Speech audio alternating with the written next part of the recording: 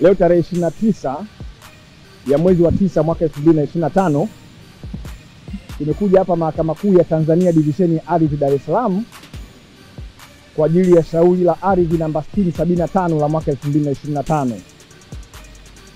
Shauri hilo linawahusu waleta madai Kanali Naftali Swai na wenzake 49 dhidi ya Ashur na wenzake. Kimsingi mimi nawawakilisha waleta madai ambao wako 50 kwa idadi yao, waliokuwa wanafanya biashara katika jengo lililoporomoka mwaka jana mwezi Disemba 2024 pale Kariakoo.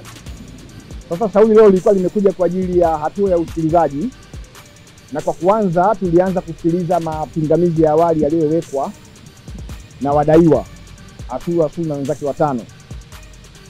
Na mapingamizi hayo ya awali yalikuwa yamejikita zaidi katika hoja kuu mbili, kwamba mahakama haina mamlaka ya kusikiliza shauri hili kwa sababu mahakama hii ni ya ardhi, alafu madai ya shauri hili, madai ya wadai yanahusu biashara. Kwa hiyo ilikuwa ni maoni yao wadaiwa kwamba shauri hili lilipaswa kwenda kufunguliwa kwenye Mahakama Kuu ya Tanzania Divisheni ya Biashara.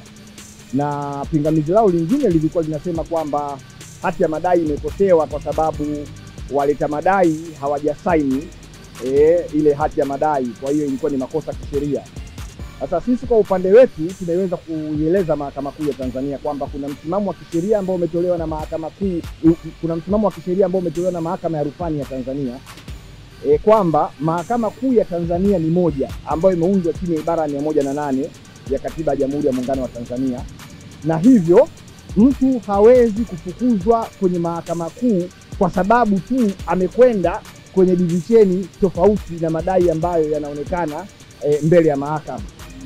Lakini madai yetu sisi yana asili ya ardhi.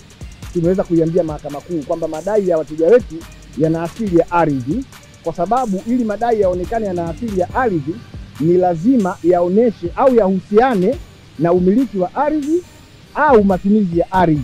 Sasa sisi tunadai kwamba wateja wetu haki yao ya kupewa matumizi ya jengo lililoporomoka pale Kariakoo ilikiukwa.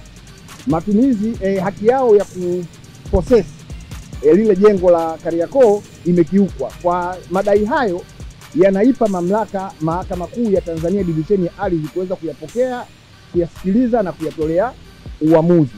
Lakini wenzetu walikuwa wanasema hapana, kwa sababu Mahakama Kuu ya Tanzania imegawanyika katika divisheni mbalimbali, ilikuwa ni sahihi shauri hili likapelekwa au kwenda kufunguliwa kwenye mahakama inayohusiana na masuala ya biashara.